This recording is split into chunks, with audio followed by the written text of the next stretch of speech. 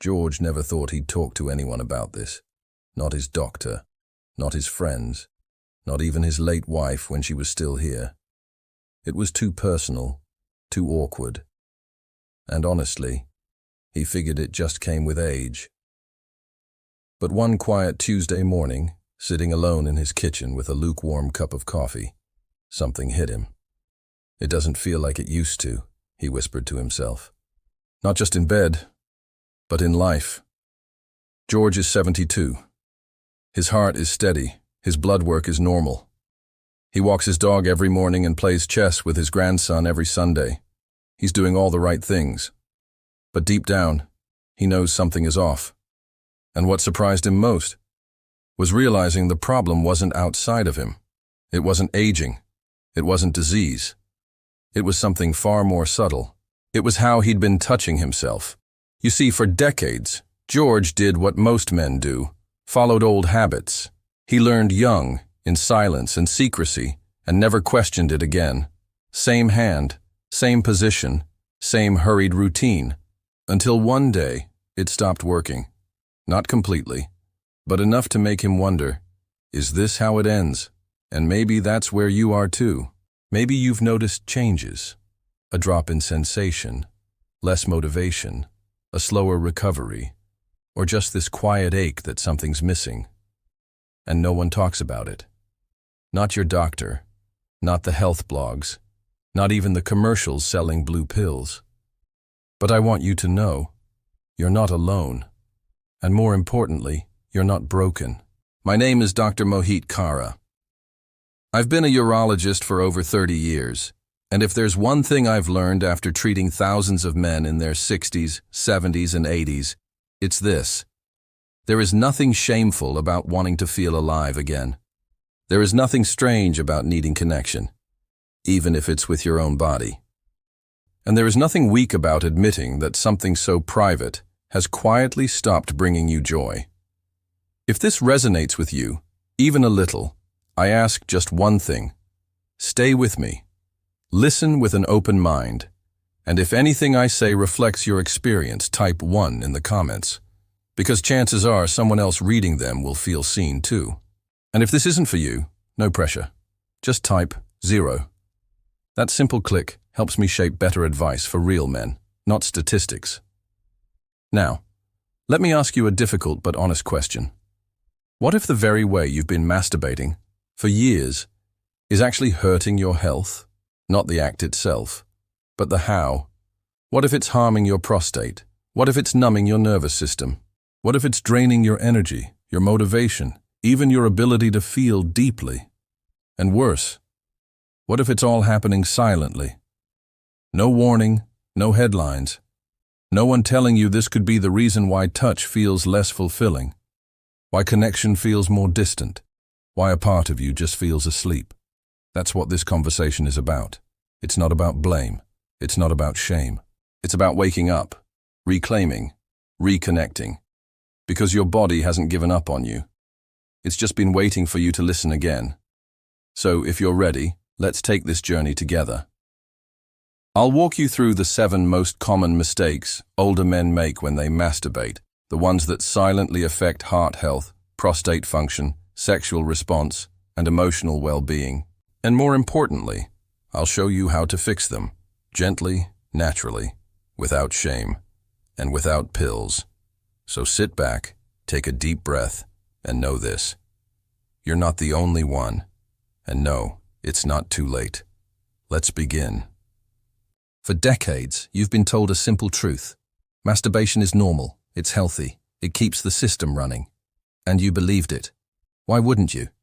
It was the one thing you could always count on, no matter your age, your relationship status, your health, a quiet comfort, a familiar rhythm.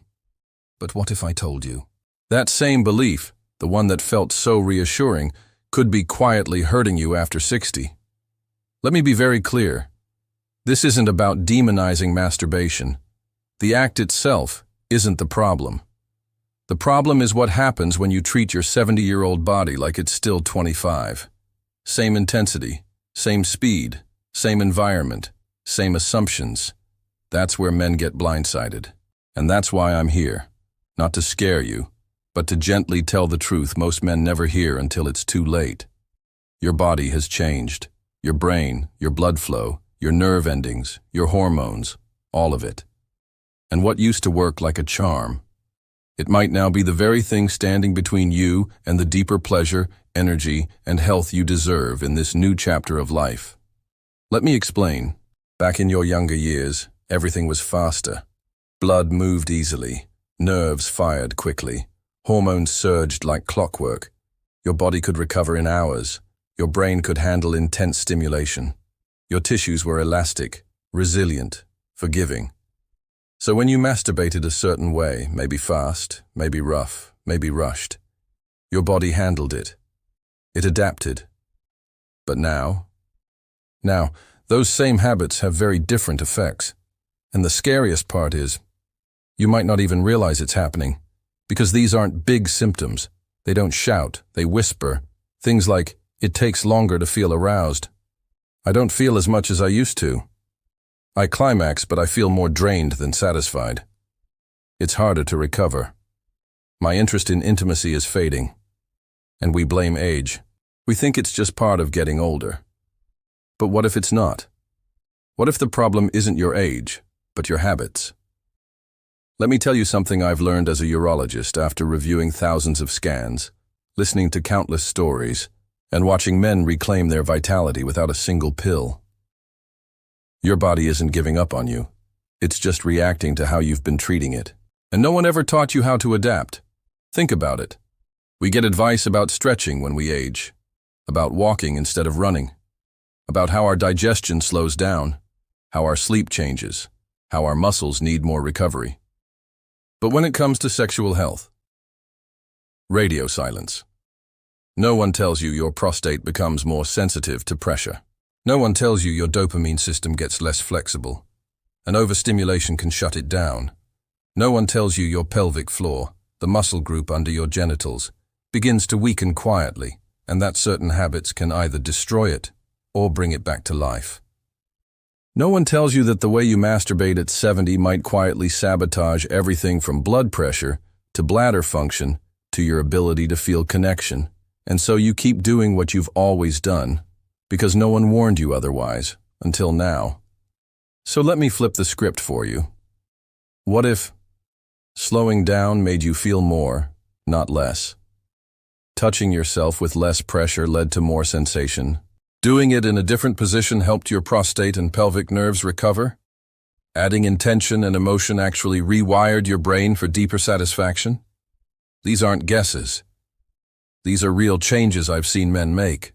Men who walked into my clinic feeling like it was all over and walked out with a quiet sense of hope. They didn't need prescriptions. They didn't need devices. They needed awareness. And that's what I want to give you now. Because this isn't just about pleasure. It's about vitality. It's about reclaiming energy, strength, confidence. It's about no longer living in silence, thinking, maybe this is just how it ends. Because the truth is, you're not at the end. You're at the beginning of a new chapter. One that requires new understanding, new techniques, and a new level of care for the body that's carried you this far. You don't need to stop touching yourself. You just need to start doing it differently, with intention, with awareness, and with the deep respect that your older, wiser body deserves. And I promise you, when you start making these shifts, even small ones, you'll notice something else too. Your confidence returns. Your spark begins to flicker again. And for the first time in a long time, you feel connected. Not just physically, but emotionally, spiritually, deeply. That's what's possible. And it starts with understanding the 7 masturbation mistakes that most men over 60 make without even realizing it. So if you're ready, I'll show you each one, clearly, calmly, with real examples and simple science, not to make you feel bad, but to help you feel more alive than you have in years. Let's begin with the first mistake, and it might be one you've been doing for decades without question. George had always been the kind of man who handled things on his own. He built his own garage, fixed his own gutters, balanced his checkbook every Sunday like clockwork. He wasn't the kind of guy to ask for help, especially not about something like this. But that morning in his urologist's office, everything changed. Dr. Khera had seen the look before, shoulders drawn in, eyes shifting downward, that particular combination of pride and quiet fear. "Tell me what's going on," Dr. Khera said gently. George hesitated. He looked at the diplomas on the wall, the ticking clock, the way his hands rested awkwardly in his lap. Then he took a breath. "I don't know how to say this," he muttered, "but something's different." "How so?" the doctor asked. "It's like I still get there, but it's not the same. It doesn't feel right. I don't feel right after." Dr. Khera nodded. "You mean you feel tired or drained? Not just in the body, in here." George tapped his chest. "It's not even about sex. It's about feeling alive. Lately I just feel blank." That word stayed in the room for a few moments. Blank. George was 72, widowed 6 years, retired.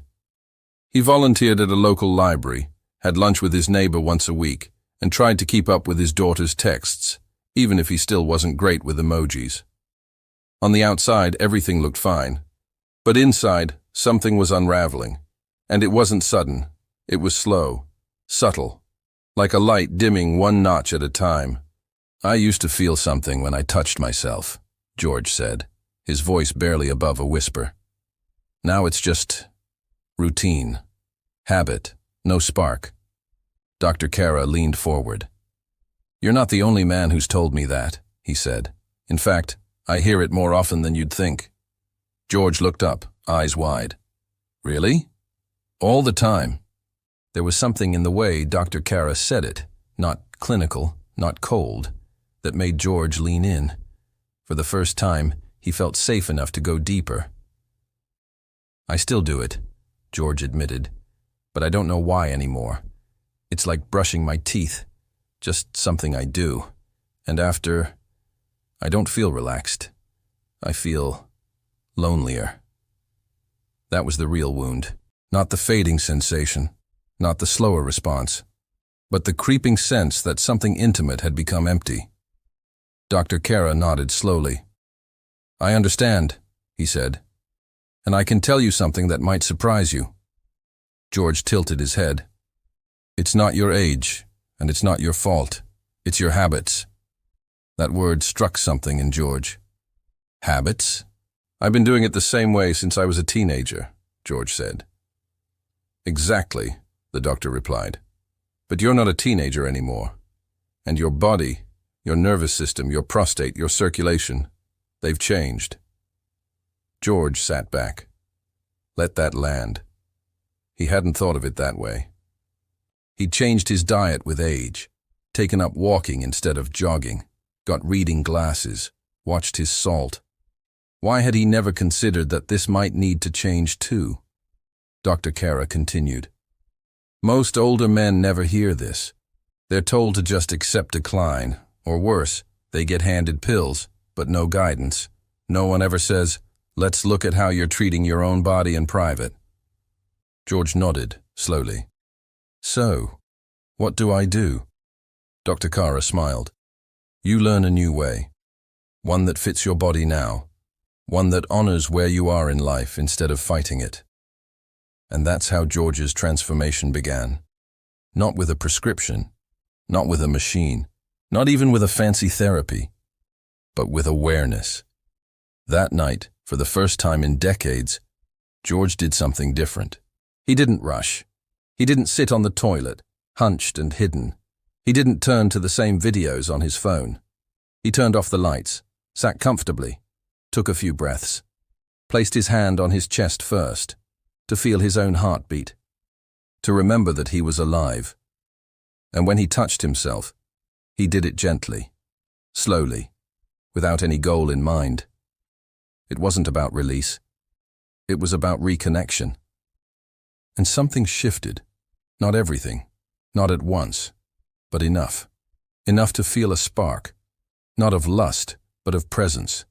Enough to feel a moment of peace instead of emptiness. enough to go to sleep feeling like he had returned to himself.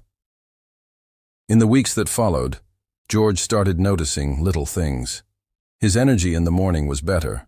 His thoughts were calmer. He felt less anxious, more open.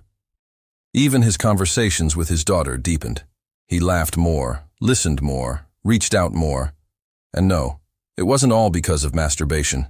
It was because he stopped ignoring his body's signals. He stopped numbing. He stopped rushing through the only moments where he could feel fully human again. He had begun to live with awareness, even in the most private corners of his life. That was the real shift. And George isn't alone. Men all over the world, strong, silent, proud men, are slowly waking up to the truth that their private habits matter. That pleasure isn't a luxury. It's a form of health. That reconnection isn't weakness, it's wisdom. And that even in their 70s or 80s, there's something sacred about slowing down, breathing deeply, and learning to feel again. This isn't about perfection. It's about presence. And if George could start again at 72, so can you. And now that you've seen how one man's quiet courage changed his life, let's explore the 7 masturbation mistakes that nearly robbed him of that second chance. Because chances are you've made some of them too. But don't worry, they can all be fixed, one gentle change at a time. Overusing porn, the silent numbing agent. Most men don't think twice about it. A few videos, a few minutes, a familiar ritual. But what George, and many others, didn't realize was how watching high-speed, high-intensity adult content was quietly changing his brain. Dr. Khera explained it best. When you were 30, your brain could take the stimulation. But in your 60s and 70s, your dopamine system becomes more fragile. Too much intensity, especially repeated, numbs your natural response. George thought back. It made sense. He used to feel something when he just thought about a memory. His wife's smile, her scent, her laugh. Now, even full videos barely move the needle. He thought it was age, but it was overstimulation. His brain wasn't broken. It was exhausted. Modern adult content is designed to overload. Cut after cut, scene after scene, it delivers more in 5 minutes than most real experiences ever could. And when the brain gets too much, it protects itself by turning down the volume. That's why so many older men say, "I don't feel as much." It takes longer. I climax, but it's not satisfying. It's not dysfunction, it's defense. And the longer this goes on, the more real intimacy, the kind built on presence, emotion, and gentle touch, feels dull. But here's the good news. The brain can reset.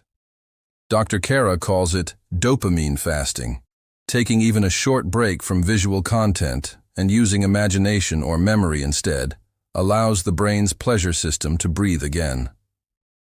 George was skeptical, but he tried. 3 days in, it felt weird, boring even. By day 10, something softened, a warmth, a response. By week 3, he could feel arousal from just a quiet memory, a sense of closeness he thought was gone forever. Porn isn't evil. But for men over 60, relying on it too often is like drinking salt water when you're thirsty. The more you consume, the more disconnected you feel, and your brain and heart deserve better. The toilet trap. How sitting is hurting your prostate. George never thought twice about it. He'd go into the bathroom, lock the door, sit down, and take care of things quickly. It was private, quiet, familiar. But that position, that moment of peace, it was quietly damaging the most sensitive part of his lower body, his prostate. Here's what Dr. Khera explained.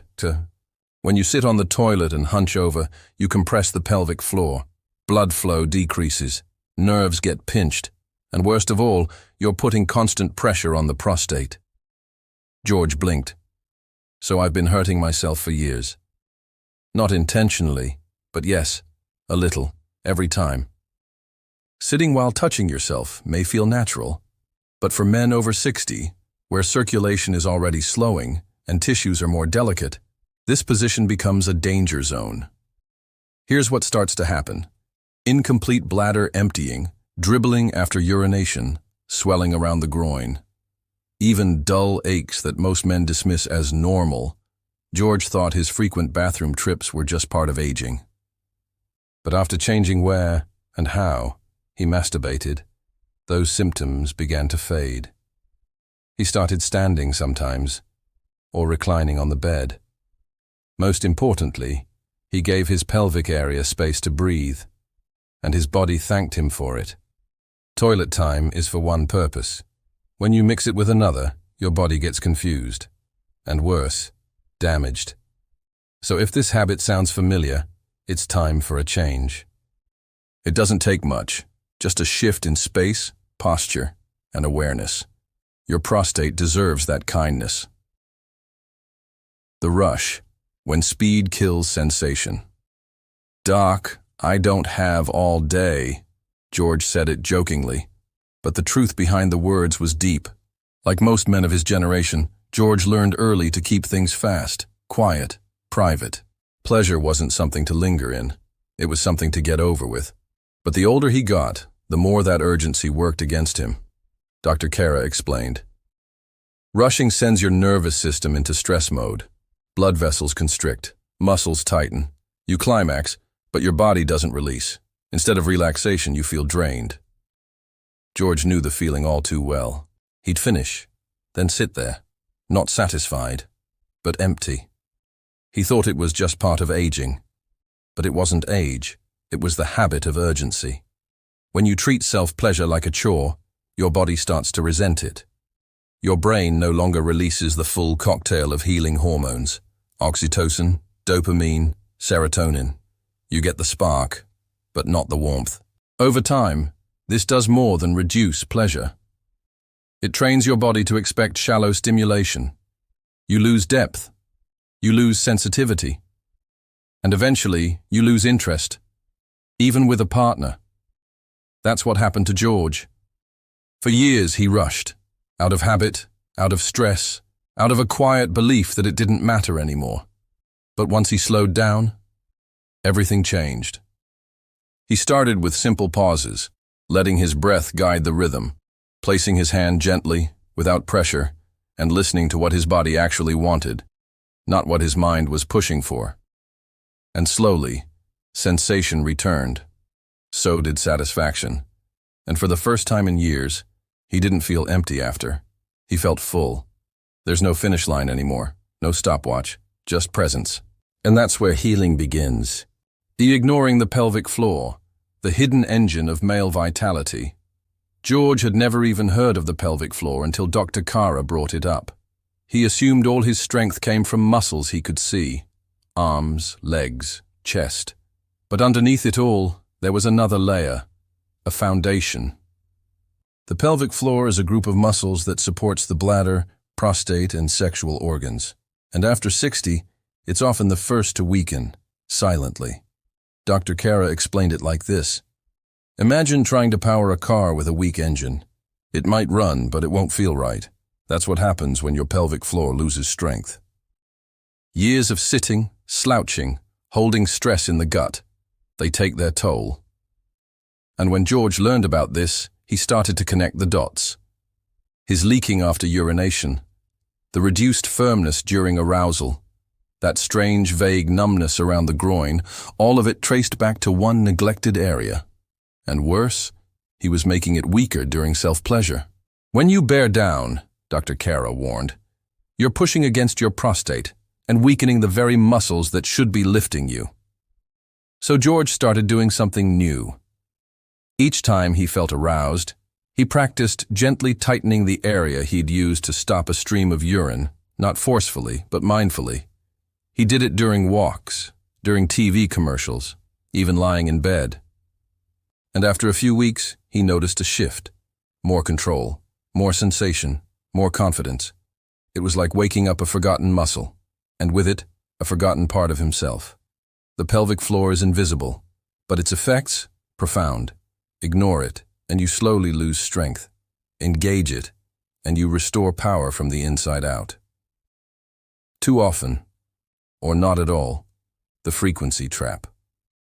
This was the part George struggled to talk about. How often is too often? He'd asked. There was shame either way. Some weeks he did it 3 or 4 times, other weeks none. And every time, he wondered if he was messing something up. Dr. Khera reassured him. It's not about the number, it's about the reason. Masturbating too frequently, out of boredom, stress, or habit, can burn the system out. You lose arousal, desire, and even emotional connection. It becomes mechanical, and over time, the brain stops responding.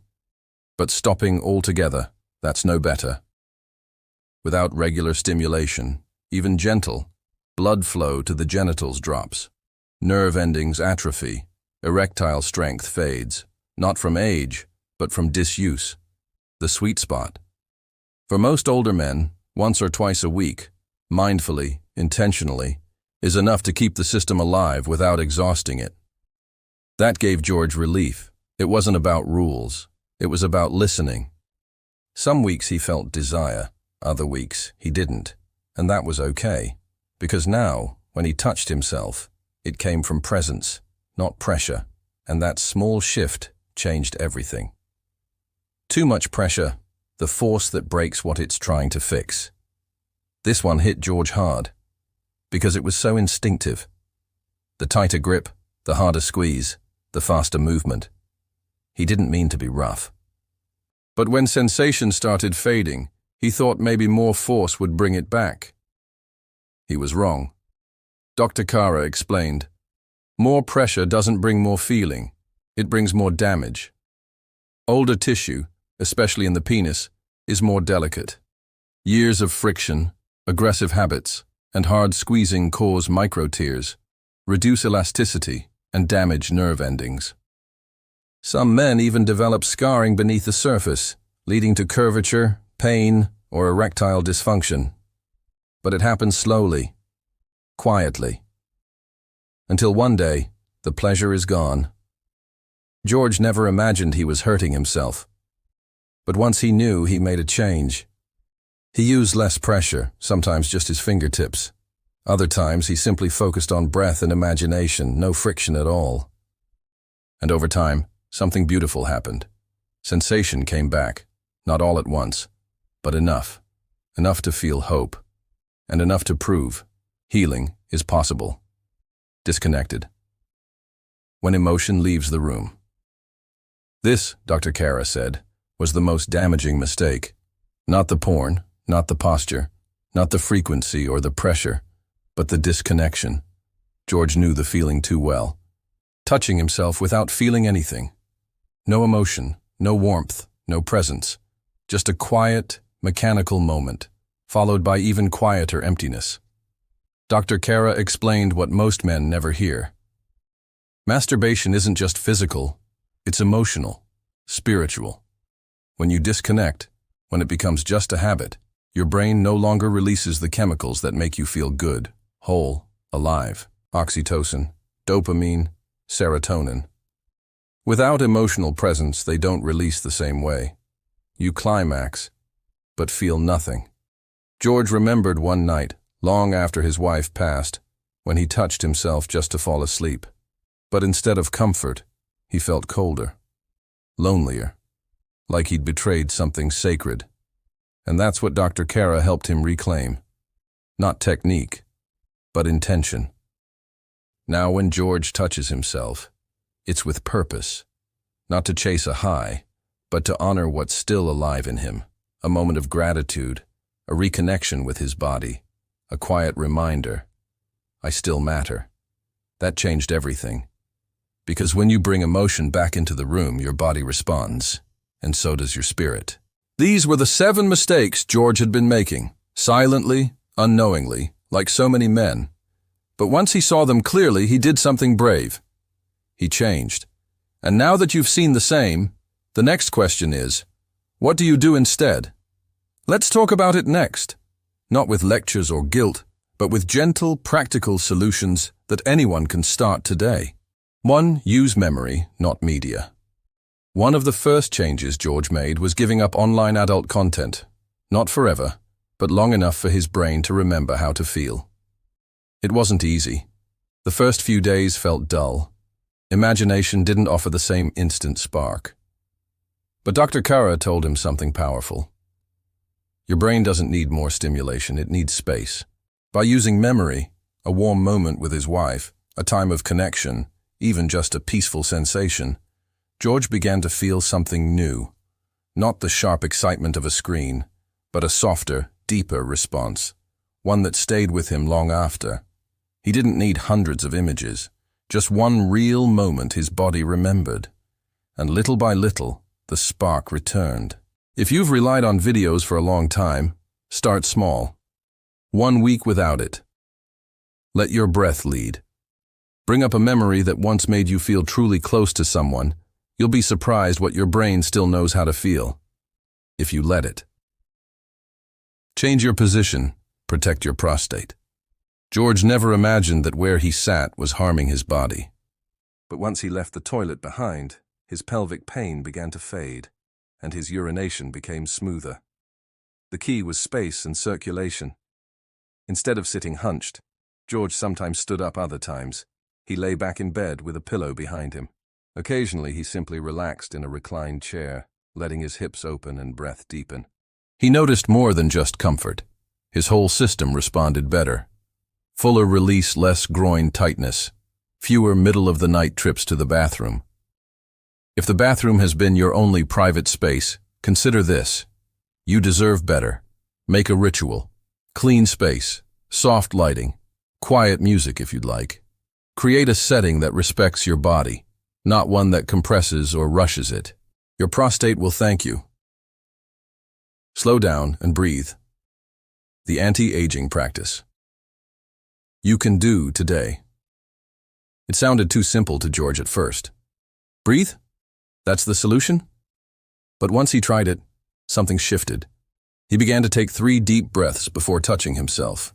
Then, he matched his movements to his breathing. Slow inhale, slow exhale. He noticed his heart rate didn't spike, his muscles didn't tense, and his body felt more. Dr. Khera explained why. When you rush, your nervous system shifts into stress mode and shuts down your ability to receive. But when you breathe, it opens everything. George started feeling more satisfied, not just physically, emotionally. He stopped treating self-pleasure like a task, and it became a ritual again, one that left him calmer, clearer, and less lonely. To try this, pause before you begin. Take 3 full breaths. Move slowly, letting each breath guide the rhythm. Focus on sensation, not speed. Even just 10 minutes of slowing down can change your entire nervous system's response. This isn't about performance, it's about peace. Activate the pelvic floor. Rebuild strength from within. George had no idea that one of his most powerful tools for pleasure and health was a group of muscles he'd never paid attention to. But once he learned how to gently engage his pelvic floor, everything started to change. He began with a simple exercise Dr. Khera recommended. Pretend you're stopping a stream of urine mid-flow. That gentle squeeze, that's your pelvic floor. Hold for 3 seconds. Release. Do it 5 times. That's it, for now. George started practicing during commercials, while brushing his teeth, even during walks. The results? Less dribbling after urination. Better control during climax. A stronger sense of connection to his body. Over time, this quiet practice became part of his daily rhythm, like stretching or brushing his teeth. And the benefits showed up everywhere. Energy, posture, even confidence. You don't need fancy tools or a gym. Just 3 minutes a day, and the willingness to reconnect with the foundation of your strength. Find your natural rhythm. Not too much, not too little. After decades of doing it by habit, every day for a stretch, then not at all, George was finally able to listen to his body. Dr. Khera guided him. Forget the number. Ask your body. Does it feel tired, stressed, lonely, or ready, alive, relaxed? By checking in gently and doing it once or twice a week with intention, George discovered a rhythm that felt healing, not draining. Some weeks he didn't feel the need. Other weeks, once was enough. And when he did touch himself, it was from presence, not pressure. He also discovered something surprising. On days he didn't climax, but still allowed gentle touch and breath, he still felt more alive. His circulation improved. His mood lifted. Pleasure doesn't always mean release. Sometimes it's just remembering your body can still feel, even quietly. Go gentle. Rediscover the power of light. Touch. It was hard at first. George had spent years squeezing tighter, thinking it would bring more sensation. But now, with Dr. Khera's encouragement, he experimented with softness. Just fingertips, just skin against skin. No rush, no force. Sometimes he didn't move at all, just breathed and rested his hand on his lower belly. And strangely, he felt more warmth, more subtle pleasure, more presence. The heavy grip had been numbing him. The force had turned touch into struggle. But with gentleness, sensation returned. The nerves, though older, were not gone, just waiting to be treated kindly. Start today. Use the softest part of your hand. Explore other areas, thighs, belly, inner legs. Notice where your body says yes. Pleasure isn't a fight, it's a conversation, and your body speaks in whispers now. Bring emotion back in, the missing ingredient. This may be the most powerful shift George ever made. He stopped treating self-pleasure like a chore. He stopped doing it in silence, in shame, in numbness. Instead, he began to bring in memories of love, gratitude for his aging body, a sense of reverence that he was still here, still alive, still able. Sometimes he smiled, sometimes he cried, and sometimes he just breathed and felt a quiet "thank you" rise from within. That, Dr. Khera told him, was the real medicine. Not climax, not friction, not even touch, but presence with intention. This is what changes a moment from lonely to sacred. And every man deserves that, including you. These 7 practices, small, simple, and deeply respectful, helped George reclaim something he thought was lost forever. Not just physical pleasure, but connection, confidence, dignity. And now, as we come to the final chapter, let's bring it all together and invite a new way of living, not just touching. You've just heard a truth most men never get the chance to hear. Not from doctors, not from magazines, and certainly not from the silence we've all been taught to keep. That your body is not failing you. It's just asking for something different now. Something gentler, something wiser, something more connected. George learned that. And maybe in your own quiet way, you've been learning it too. That numbness isn't just physical, it's emotional. That fatigue isn't weakness, it's a call to listen. That disconnection isn't the end, it's the beginning of a new kind of attention. You don't need to go back in time. You don't need to be 30 again. You simply need to meet the body you have today, with the presence, patience, and care you were never taught to give yourself. And when you do, everything begins to change. The spark returns, not with fireworks, but with warmth. The sensation returns, not in intensity, but in depth. The confidence returns, not as bravado, but as quiet knowing. I still matter. I still feel. I'm still here. There is no shame in touching yourself. There is only shame in forgetting that your body, even now, is worthy of love, attention, and tenderness. So take this knowledge with you. Let go of the rush. Let go of the force. Let go of the story that says, this part of me is over, because it's not. In fact, this may be the most meaningful chapter of your life, where you stop performing and start feeling, where you stop escaping and start connecting, where you stop hiding and start honoring the one person you'll live with until your last breath, yourself. So if this message spoke to you, even just a little, let me know by typing 1 in the comments. And if you think there's a man in your life who needs to hear this, a father, a friend, a brother, send it to him. Not to shame him, but to remind him. He's not broken. He's not alone. And he's not done yet. Your best years aren't behind you. They're in how you choose to live this next chapter, with gentleness, with strength, and with pride. Thank you for being here.